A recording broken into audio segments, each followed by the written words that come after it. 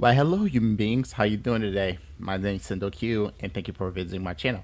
Now, today, I just been studying, and I just been slipping, and that's no excuse because I'm trying to become IT. No excuse whatsoever. But part of IT is to know certain things about PC building and all of that stuff. And I understand that I'll be talking about a lot of fanboys, and I get that because it's easy to make content off of that, and I haven't made content in the moment. So let's say let's go and talk about PC building. And we're going to talk about the Verge PC build. Now I know a lot of people have been talking about this nonstop, but it's still content out there. Let's look at it. But before we start, I want to say thank you for holding with me. Thank you for being subscribed to me. Really appreciate that, and I hope I earn your subscription. And remember, I'm giving away a Lego set for my 1,000 subscribers. So a goal that I'm working towards, and I hope everybody will enjoy that. And without being said, let's go into the video. Okay, so here's the video. It's called the Verge PC build. Apparently they took this off their website because apparently they saw all the backlash on it and everything, and I thought I could go ahead and put in my 2 cents because this is talking about a PC build, and as a person that's trying to study for IT and try to be working with IT with the company I work with, I need to go ahead and thought I could go ahead. So again, Xbox fanboys, PlayStation fanboys, Nintendo fanboys, we're going to talk about PC and why this video was an epic fail. And I hope you learned something today, and I hope my subscriber will learn something today too. So let's get into it. 2 years ago, TC, or Managing Editor, built a gaming desktop, but it's kind of out of date, and it's definitely not going to hold up for Battlefield 5. So let's build a new one. Again, this video is old, so Battlefield 5 is an old game, but do want to make a disclaimer on that part. Again, don't send any harassment to this one dude. I think I'm covering up his name, so that's a good thing. I don't want to go ahead and, do anything about that. So if you watching this, don't dox this person. Don't go after this person. Just don't. You can build a gaming desktop for around $1,000, but I want to go all out, so I spent around $2,000. I mean, you could spend $1,000 if you want to, and you want to spend $2,000 if you want to. I spent about $3 on my PC, but you could spend less than $500 on a PC, and that's fine. It still will game at a reasonable frame rate and all that stuff. It doesn't take that much to build a PC, so yeah. PC like this is going to be able to play most games at ultra settings. So what do you need to build a desktop? Well, of course, first you need a table. I mean, you can use a table if you want to. I mean, I use my lap when I built this PC right here. This is my sister friend PC that I'm giving to him for free.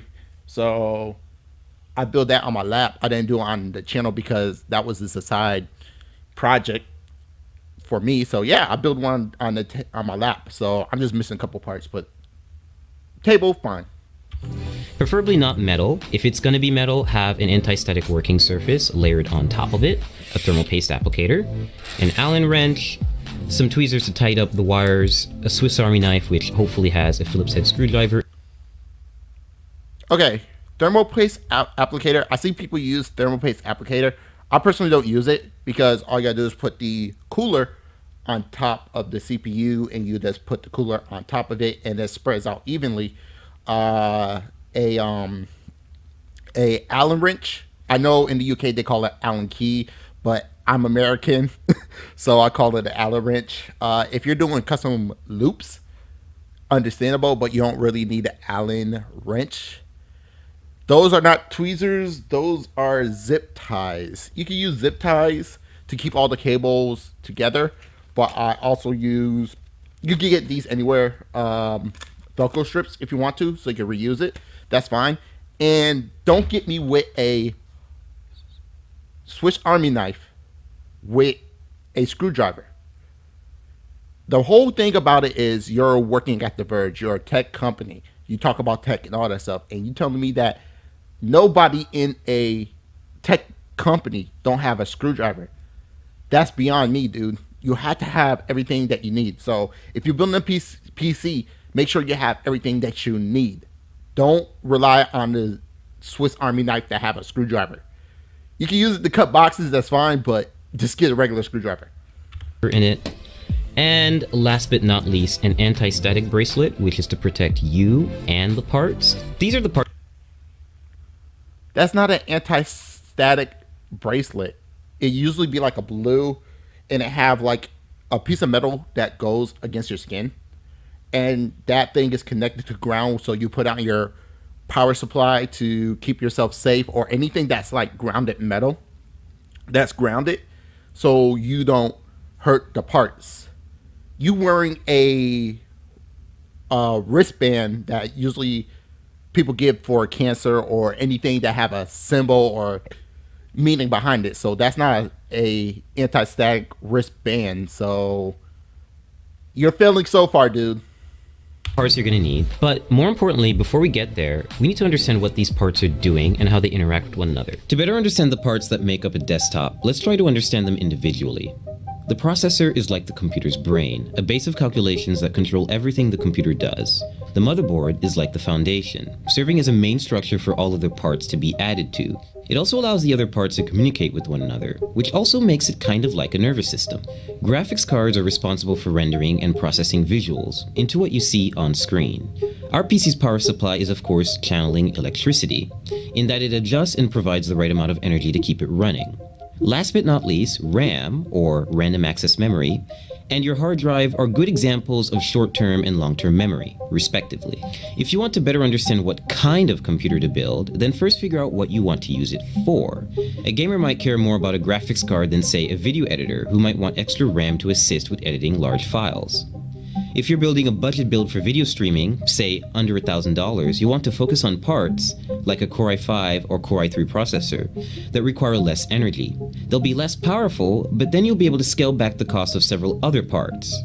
And if you need help choosing the right parts for your build, there are sites like PCPartPicker.com that help show presets for which parts fit together, which sort of part conflicts you might have, and where to find deals on new parts.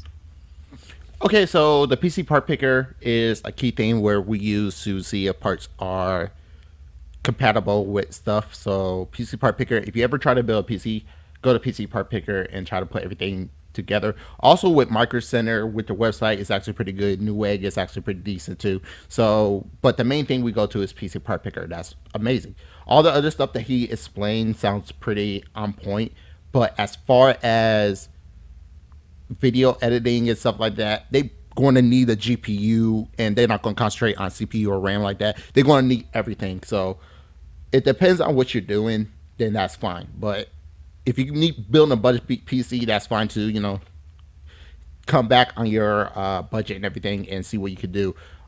All I could say is when you build a PC, you know, usually I do research and make sure everything comes together. If you're building your first PC, you can always look online Tech Tip, Bitwit, J2 Cents. Those are the three places I will go to build a PC, and they give you more of a legit way to build a PC. If you want to look at my video, you can if you want to. I do live stream about it, but I'm not professional about it. I'm more of a casual, and you know, I do it for a hobby. But now since I'm learning IT and everything, I need to be a little bit on point, and I need to do everything correctly so everybody know how to build a PC. So I got to work on myself on that. We have a lot of boxes and a lot of PC parts, so it's best you unbox them, isolate. Honestly, with me, I want to try to be as neat as possible, so I want to take one box out at a time. The part. And you rip the box. Why would you rip a box? Okay, so when you build a PC, make sure you keep all the boxes kind of like intact, so if something wrong, you can send it back and there won't be no complaints about it. But how I see it is, this is part of the research. You got to find out parts that fit into the PC, but at the same time, I don't want to open up every single box to try to put together a PC. I'd rather keep everything together, and I usually take stuff out of the box one at a time, but that's just me. If you want to take out stuff out of the box, you can. But me, I just want my space to be as clear as possible. Parts that you really need, place items into the case and make sure that they all fit. And okay, so he put the power supply backwards. I hope he fixed that. And then start working. And now we're really going to start building by adding the motherboard in. Some notes about installing motherboards: they're really delicate, you should be really careful with them, and screw in with confidence, but also don't screw in too hard, otherwise you could crack the board. Alright, first thing first. Why are you putting the motherboard in first? Now, here's the thing. If you're trying to build a PC first, you want to put everything together outside of the PC case. If you look at my live stream, you'll see me put everything together outside the box. Because the thing about it is, that's a small case. And I got some big hands. My hands cannot fit everything in. But at the same time, you don't want to put everything in the case and try to work.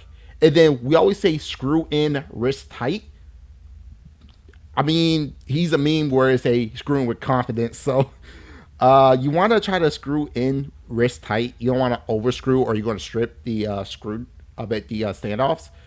I did it once. So yeah, you want to kind of screw in wrist tight. But you got to put the CPU in. You got to put the RAM in. Make sure you work everything outside the case. That's the key thing. And yeah, that's just a major thing. Board. I chose Asus's Z370 motherboard for two main reasons. One, it has built-in Wi-Fi and Bluetooth, and also it has support for NVMe SSDs, meaning you can get really fast SSDs that are really easy to install. Number one, don't get a motherboard that have Wi-Fi. You can always get a Wi-Fi card if you want to, but make sure your motherboard is compatible for what you want to do. So don't get it just because of Wi-Fi. And number two, yeah, NVMe storage is fine, but you can work off of not NVMe storage. But also, he didn't tell you to put in a standoff. So each case is supposed to have standoff. If I could go back. Okay, so right here, where the black things are, those are standoffs. You want to keep that off of the case, because you can sort the motherboard and won't work. So you want to make sure the standoffs is in. Standoff is going to be separate. He didn't tell you that. And it's Asus. Not Asus, Asus. Board for two main reasons. One, it has built-in Wi-Fi and Bluetooth, and also it has support for NVMe SSDs, meaning you can get really fast SSDs that are really easy to install. And again, if you're going to put the I/O shield in, put it in first instead of trying to put it in the motherboard like that. But whatever. Pay close attention to the brace that goes at the back of the computer. That's an I/O shield. I said it early, but it's an I/O shield. It's not a brace. A brace is either holding something back or braces that go on your teeth. That is an I/O shield. You always have to make sure that you really hammer it in, because there's no screw. It really just has to go outside of the case, and you push it in. You don't hammer it in. You push it in until you hear the sound that is all the way in. clasp onto the frame. And this is very important, because otherwise you can't align the motherboard correctly with the holes. We're just going to start installing all 8 screws. Again, he didn't tell you to put in the standoffs. You always want to make sure the standoffs are in. All right? And you want to put the stuff on before you put the motherboard in, because you're not going to have room. It's a small case. He's actually using the Swiss Army knife. Are you serious? So next we're going to install the RAM on the motherboard. I chose Corsair's 16GB Vengeance LED RAM for two main reasons. One, it has LEDs and we do like lights in our gaming desktops. Secondly, it's pretty fast RAM. It's 2666 megahertz, I believe. So two things. Number one, that's not fast RAM. Usually RAM at DDR4, people usually get like anything above 3,000. I mean, the RAM he got is fine, but it's not fast at all. You want to go ahead and get something that's at least 3,000. Like especially for Ryzen work with faster RAM.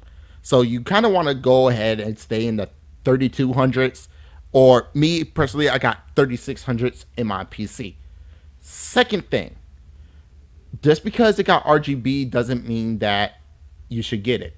Now, if you don't want to make a RGB build, like my friend, he don't have an RGB build. I just gave him some RGB fans so he could keep in his case because he didn't have his fans was dead.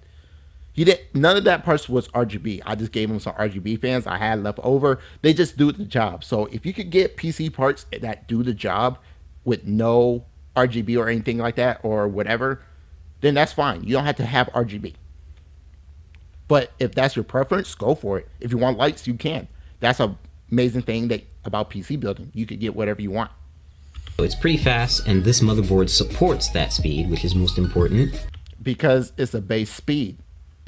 Open the slots first, and just aligning. All right, so you see how he opened up all the slots? If you're planning to put 4 RAM slots in, then that's fine. But if you're putting in 2, just move the... If I'm not mistaken, most motherboards will have the 4th and the 2nd one work with the motherboard. I mean, with the RAM slots. The stick with the middle of the strip, not... Okay, so you see where the notch right here is kind of blurry? Not with... It's right here. It's kind of blurry. And right here is the part where the notch goes. So he's putting it in backwards. The end, and just lining that up with the logo. So once you hear that solid clasp and you don't see the gold connectors on the side anymore. You see how he had to switch it around? Because he was putting it in the wrong way. So yeah, he put it in the wrong way first, but he had to take it out and put it in the right way. So there's a notch in RAM. It's gonna be offset. It's not in the middle. It's kind of like more on one side than the other. You kind of want to match that up because the slot is going to be right there. That's when you know the RAM is in. Step 3, we're going to install. All right, look right here. He got the RAMs in slot 2 and slot 3. Right here. I mean, I know my bar is right in the way, but he don't have this in dual channel. He got to put it in slot 2 and slot 4, not slot 2 and slot 3. You put it next to each other, you're not getting dual channel. So the fact that he put that in wrong is totally wrong. Now, if he was running 4 sticks, understandable. But you're running dual channels. I mean, you're only running single channel because they're not going to work off of each other. Oh, boy. Oh, man. Install the hard drive, or in this case, the NVMe SSD. I chose this format of solid state drive so that I could input it into the motherboard without having to worry about extra wires or putting it in a separate part of the case and just getting really messy. So the thing about that is there's some motherboards that don't support NVMe drives. I mean, the newer motherboards and current motherboards does, but let's say you had an old motherboard. It doesn't have that, so you're going to have to work with cables. Now, if you don't want to put an NVMe M.2 drive in your PC, that's totally fine. Just get an SSD and you'll be fine with that. You could put all your stuff on there. Is a preference, is a personal preference, but hey, it's faster speed, but if you don't want that, just go ahead and get SSD or even a hard drive if you want to.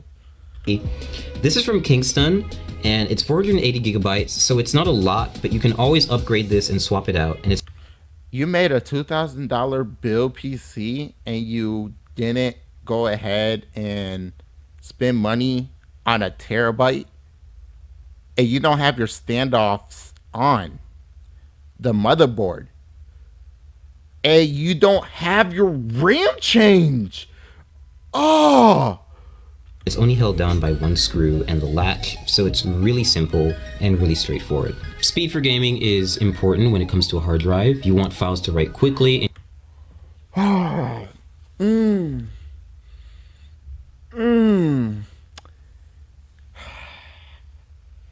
You want that NVMe SSD level. There's a standoff that comes in the motherboard box that is small. You place that in at a certain length and then you screw it. You don't want that thing to be leveled. You could bend the pins connected there. And speaking of pins, why are these RAM spots not separated? Oh, so you got it in 3 or 4. Take this RAM stick and put it into 2.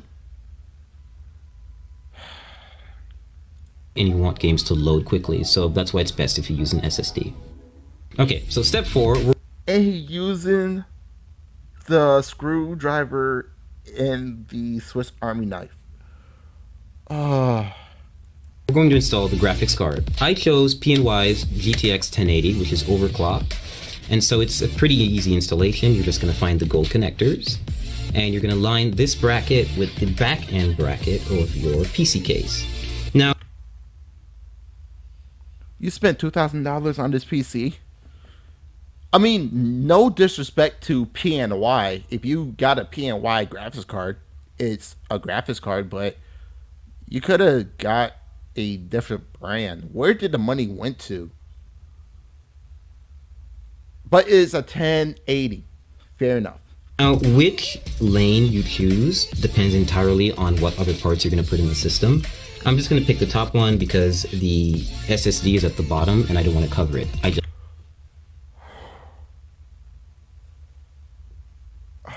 think it looks nice. You think it looked nice for a SSD to show, so you pick the top lane for your graphics card, and you got the RAM in 3 and 4. Take that 3 and put it in 2.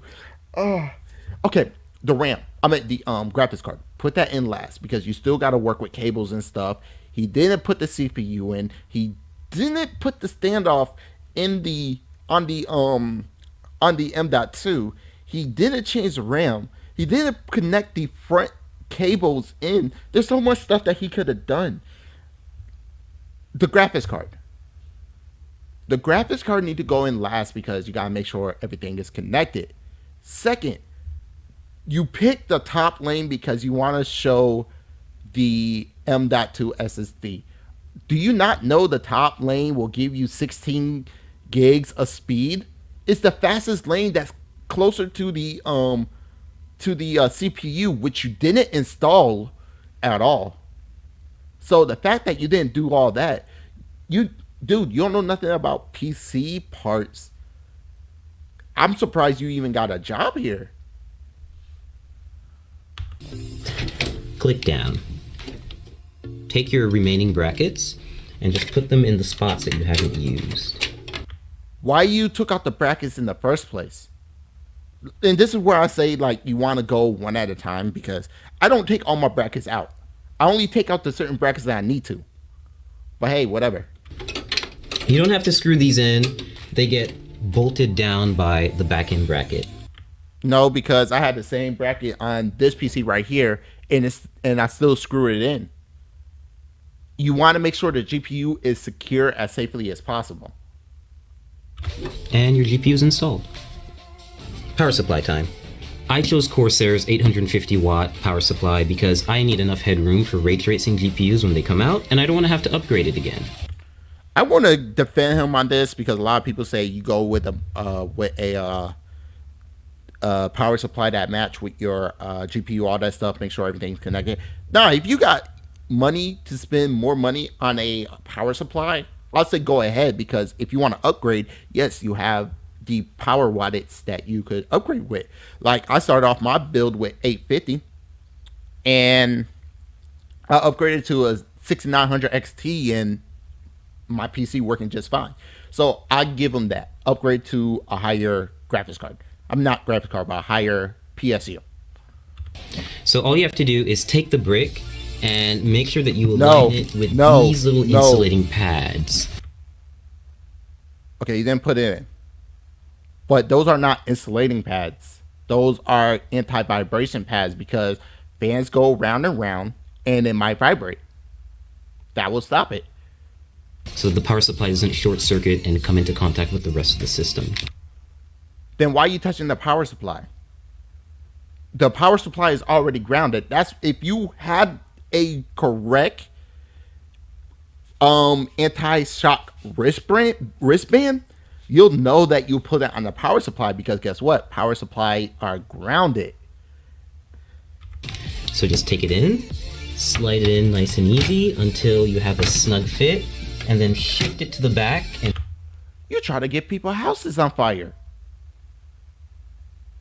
Oh boy, dude, turn the power supply around so it'll get fresh air. If it doesn't get, you choking the fans because that's supposed to cool down the power supply and make sure it runs cool. If it runs hot, there's going to be a short circuit and occasionally a fire. How did you get a job at the Verge? How are you with tech companies? Okay.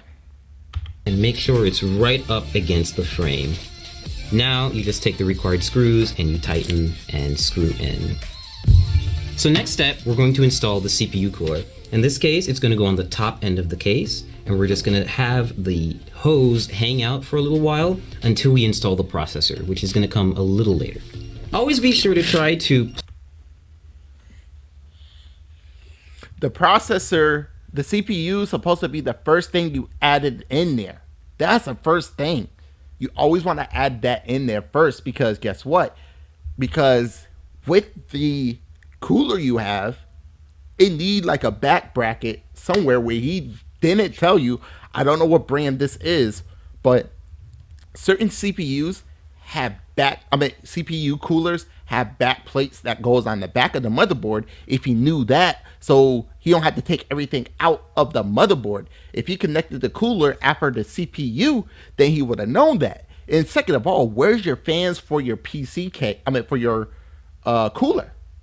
Is clearly thin right here. You're supposed to put a cooler on there so it could extract heat from the CPU. And where's the cover to this? Because this might have thermal paste on it, and you don't have a cover on there. So if the thermal paste get messed up, you have to clean that off and reapply thermal paste. Place it in the system first before you install it, because you can see it takes... It's dragging. Why will you let it drag? Oh. a lot of space. But in this case, no pun intended, it fits in perfectly, and we're gonna start screwing it in. And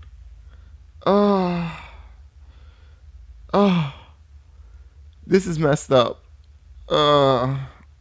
This dude don't know nothing about PCs. This dude need to just calm down, let somebody teach him how to build a PC. so there's nothing special about this screwing in process. They're just really long screws because they go through the entire frame of the cooler, and they take forever.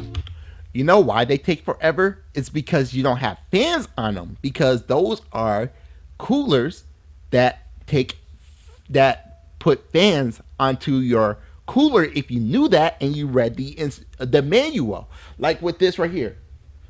All right, so this is an old case right here. I'm not going to pick it up because I don't feel like it. I had to put fans in the front. So the thing about it is I couldn't put the regular fan screws in the back. So I had to use the long screws that he's screwing in to put it through so it could screw in. So the fact that he didn't do that, he didn't put the fans on, is beyond me. Oh boy, dude, you drilling a hole into your all-in-one cooler. You don't know nothing about PCs. So next up, cables.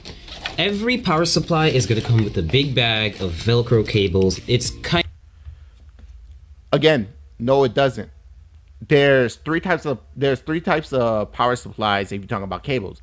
There is the non-modular, semi-modular, and all modular. The non-modular is power supplies that have all the cables connected, so you don't have to worry about connecting any cables. They just go in and you just add everything on there. The semi-modular is the semi-modular power supply. You have the 24 pin and you have the CPU pin. So those are the only two cables that you're going to need for the the motherboard and the and the motherboard power, and then everything else is modular. The all modular will have everything modular. You just add the stuff that you need. So all power supply cables does not. I mean, all power supplies don't come with a bag of cables. Kind of daunting at first, so you always have to find the ones that are going to fit. In this case, you need to match those cables with the correct descriptions on the power supply. He better be lucky he have a nice case. And he didn't turn around the fan. It's getting annoying right now. Because here's the thing, a lot of people going to plug in their power supply cables in first and then put it in there. He would have known that, but he got a nice case and he could actually work with it. Next step is we're connecting the power supply to the motherboard with a 24-pin cable. We're just matching that cable from the motherboard, threading it through the back, and you still don't have the fans on the cooler, and you say throw it in the back. All right, cool, cable management, great. And attaching the 24-pin header to the power supply so that we can have one of the connections complete.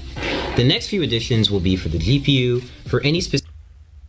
If you don't pull that cable back a little bit so you have cable management?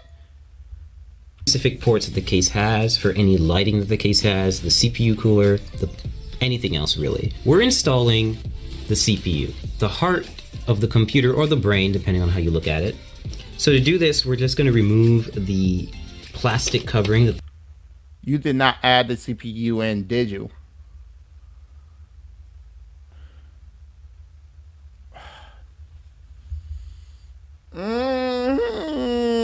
They put on the motherboard. We're just going to take this little plastic part out. We'll just toss that out of here.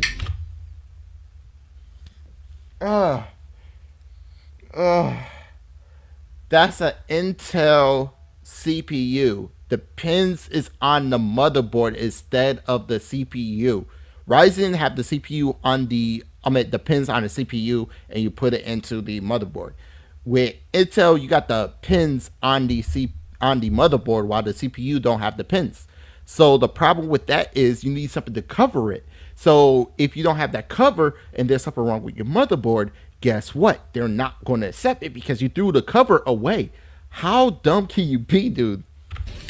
And now we have an exposed CPU holder, or rather slot. A CPU socket? On the motherboard. And we're going to use the CPU applicator. This is a special little part. Do anybody know what a CPU applicator is? I never used one. Part that not everyone may get, but this motherboard that we got from why did you use the thermal paste applicator to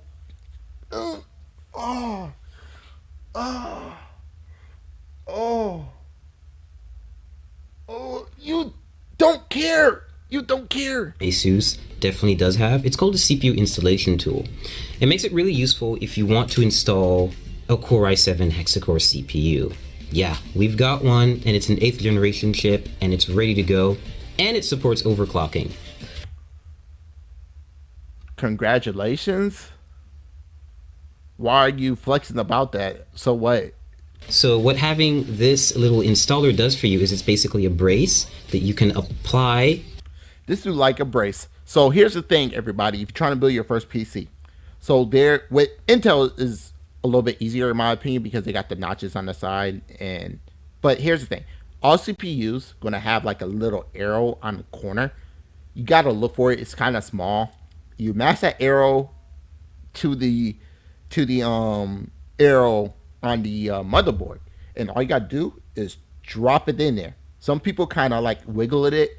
Me personally, I don't like to do that. You kind of want to keep your hands on the side. Don't touch the top, don't touch the bottom. Just drop it in and you're fine. It will fit right to the CPU and light it up with the triangles that you'll see on the bottom left corners, and this will make it easier for us to apply it to the motherboard. It doesn't, because what's so easier than gravity? And then apply thermal paste, and then apply a CPU cooler on top. And we're just going to carefully lean it down into the system and make sure that oh boy, please no. Everything lines up. Oh, you touched the CPU top. Just to try to put it on, dude. Oh, you could have been pins. And we're going to clasp down on it, and we're Hey, homie, what's this? What's this? Oh, so it was easy, huh? But you have the device right here. So what was the whole point right there? And why you got this? This got thermal paste on it, dude. Where's the? Oh boy. be good to go. So we're about to apply thermal paste to the CPU. Why? There's thermal paste right here. Why you adding more thermal paste? Unless you want to change the thermal paste and take that off, and then you're good.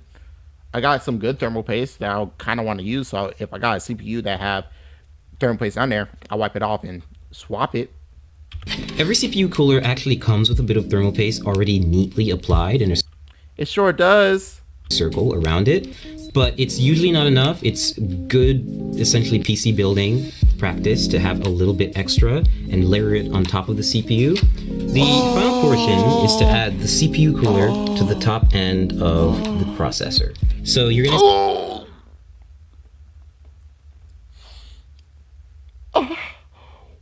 What is that, dude? Why you adding so much thermal paste?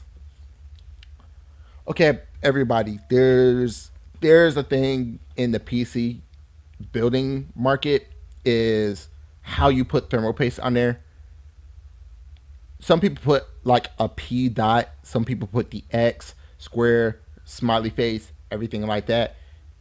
On a regular CPU, if it's like a Threadripper, you kind of want to be more general. And some people use something that he pushed the CPU into that CPU cooler called a thermal paste spreader. They could have used that, but that right there is the wrong way to put thermal paste on there. And he had thermal paste on this cooler right here. And why did he not separate the RAM? Oh, see that there are 4 brackets, or rather like screws in here with he didn't tell you how to put it on either. The brackets and holders right here. And they're going to keep the cooler raised off the processor, but it's also going to be close enough to actually physically come in contact with it, like dude, this is really cringe. basically keep it cool. Take thumb screws like this. Like what? I only see you. I don't see the thumb screws, dude. And just screw them on. So now that our internals are done, we're going to put all the panels back on, which is the Wait, so you didn't teach them how to put the front panel things in there? I mean, connection in there. So how are they going to supposed to turn on the PC? You skip that part. You don't tell people how to do it. the top glass, side glass, front glass, and of course the back panel where all this fun stuff Why your back look clean? is happening. So we fully built the What is this, dude? What is this? Oh. You didn't do no cable management. The RAM is still in the same spots. You haven't changed the RAM. You're not going to get... You don't have free performance. You're messing up the airflow in the case. You don't have no airflow like that, dude. PC, everything's put together, and we got to the post screen. So what's next? Well, you need a USB flash drive with your Windows installation media on it, and of course a license key. So I plugged You don't really need a license key. You could get Windows for free. If you want a license key, you can get one. That's fine. But you really don't need a license key. Just go to Windows and download it for free. You're good. plugged that up, installed Windows in a couple of minutes, installed a bunch of drivers, and now we have a fully functioning gaming PC Dude, your PC about to be destroyed. ready to run some games. Right now I've got Armor 3 running at maximum settings, native resolution, which is 1080p HD. What? Why are you running flying game, dude? And it's running pretty smoothly. Like, Because because you're running at a you're it's concentrating on the plane. It's not concentrating around you. They don't care how fast they care about how fast you go, but as far as frames and stuff, that's it's just like a blur, like a what you call it. It doesn't need a lot to run. What I'm saying. Like I'm averaging 70 and 80 FPS, and this is normally like a very intensive game to run. Why are you running 70 80 frames per second? You got a 1080 Ti. And it's still doing a pretty good job. So right now I'm playing League of Legends. It's one of my favorite games. I'm actually playing. I don't play League of Legends at all. But you could run League of Legends on a trash laptop from Walmart. You don't need that much to run League of Legends. Where is the benchmarks for Tomb Raider? Where's the benchmark for everything else? Where is the performance so we can see how strong your game could run? Playing against a bot, and I'm distracted, so I'm not actually doing so well. You're playing the game like I would have played League of Legends. I'm not the greatest League of Legends player in the world. I just hit buttons. You're doing what I do. Of course, you're not playing very well. But otherwise, like, this is pretty much what you would see me do on a gaming computer. Test stuff out, and hopefully have really high frame rates like I am right now. I'm averaging 120 FPS, and that's only because I've actually locked the game to that frame rate, because I can get around 300 FPS playing League on maximum settings. Why are you not... League of Legends is a... Fine, whatever. Play League of Legends on your gaming computer. You got the right to do that. But you don't have a performance. You could run League of Legends pretty crappy on a Walmart laptop that doesn't have a graphics card. It's meant for potato setups. But the fact that you say you kept it at a certain frame rate because you could easily get over to 300 on a gaming computer. The reason why you got the cap is because you get this thing called ghosting. So you don't have a monitor that get the higher frame rate.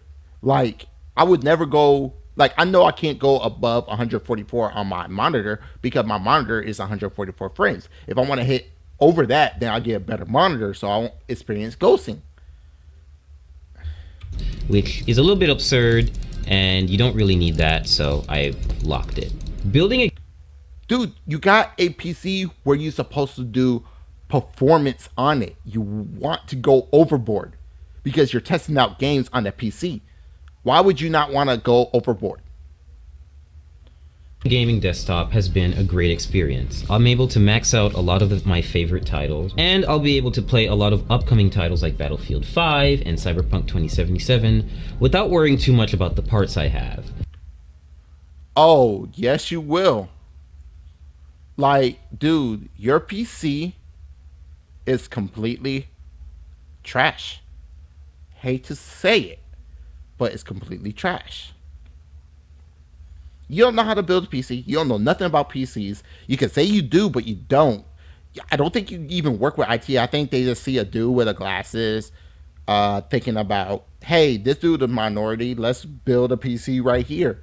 It's fine. Let's go ahead and do that. You know, woo. No, if I want a PC, I want someone that know how to build PCs. It's not about your race. It's not about your outlook on everything. If I want to build a PC, I'd rather get my information correctly. I don't care about who you are. I don't care about your race. I don't care about what religion you are. I don't care about none of that. Give me someone that know how to build a PC. A while back, I probably would look at this dude and say, oh, this dude probably know what he done. And then I'm probably going to have something messed up. And I'll be like, oh, I might as well go to console because my PC just blew up. When ray tracing GPUs come out, for example, I'll be able to upgrade without having to buy a completely new system. And if I have a problem down the line, I can always just swap out a part and have it serviced rather than losing my whole computer. I think you're going to lose your whole computer because your power supply was backwards. You don't have your RAM in the right spot. If I'm not mistaken, I heard he only had 3 screws onto his CPU. His CPU going to overheat, dude. And you got a Wi-Fi card, which is hilarious. I mean, I got a Wi-Fi card too, but I'm connected to Ethernet. And of course, now we also have a computer to test and benchmark games here at The Verge. This is the reason why people don't want to go for Capital One at the moment, because this was horrible.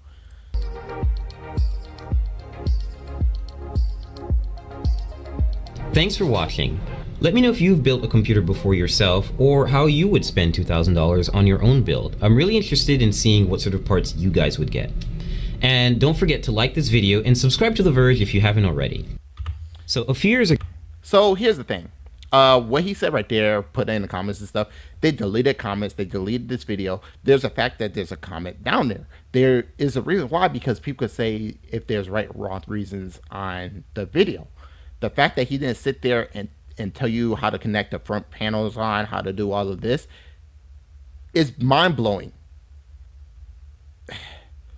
I feel like what they did is they got a random dude in the office who asked who built a PC.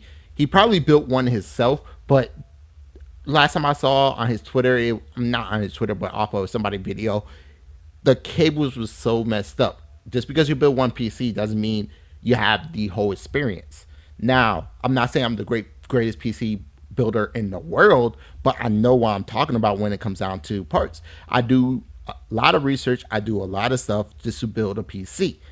Now, the thing about him is they probably just grab one dude from the office. You build a PC? Yeah, I build a PC. All right, we need you for a video. Build it, everything. Probably made excuses and everything. And he had a horrible piece of hardware. All those good hardware that he used trying to put together a PC was just messed up. But that's it with the video. Let me go ahead and make myself big. Okay, I'm back. So this video was just a failure. The fact that The Verge had to delete the video and had to go ahead and put Bitwit and Review Tech USA and go ahead and demonetize their, not demonetize, but put false flag copyright on it. And I'm happy that they won. The Verge, honestly, I'm going to tell you right now, take The Verge with a grain of salt. I really dislike The Verge. They just don't know how to do stuff correctly. They don't do research. I feel like they were trying to hit some type of narrative.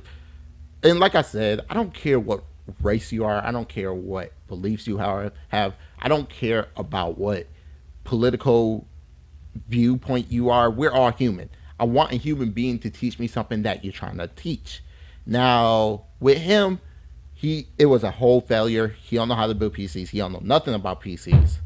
But at the same time, he just need to just chill. And The Verge, just because you delete this off the internet, doesn't mean it's going to be away. But that's it with the video. Console, Xbox fanboys, PlayStation fanboys, Nintendo fanboys. As you can see, I talked about PC. I know y'all was pretty much waiting for this, so here you go. I'm not trying to be biased or anything. What he did was trash, and he need to be better. So with that being said, I hope everybody enjoyed the video. Again, I do apologize about the late upload. I've been trying to concentrate on trying to do my IT stuff, my IT studying, because I'm just trying to move up at my job. So thank you everybody for subscribing. If I earn your subscription, thank you very much. And I just want to let everybody know everybody's human. My name is Sendo Q, and you have yourself a great day.